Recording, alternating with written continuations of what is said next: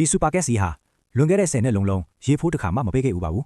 ရေမီတာမလဲအောင်ရေကိုအဆက်ချယုံလောက်မယ်ဖွင့်ထားတာပါသူသွားတိုက်ဖို့လို့တော့သွားတိုက်ဆေးကကုန်ကနီးနေပါပြီသူကတုတ်ချောင်းနဲ့သွားတိုက်ဆေးတွေကိုကုန်စင်အောင်နှိုက်ထုတ်လိုက်ပါတယ်ဒီလောက်ဆိုသူတလလုံးတိုးလို့ရပါတယ်သူကကွယ်လွန်သွားတဲ့သူမိဘတွေအတွက်အမွေးတိုင်ထုံးပေးပါတယ်အမွေးတိုင်တစ်ချောင်းကို3ပိုင်းပိုင်းလိုက်တဲ့အတွက်2ပိုင်းအမြဲတက်တာပါတယ်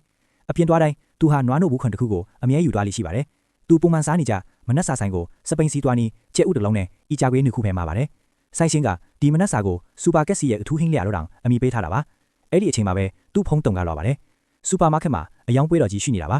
သူကဤကြကွေးကိုအမြန်စားကျဲဥကိုပစံထဲတလုတ်ထဲထည့်ပြီးနွားနို့နဲ့မျိုးချက်လိုက်ပြီးတာနဲ့ချက်ချင်းပဲထွက်သွားပါတယ်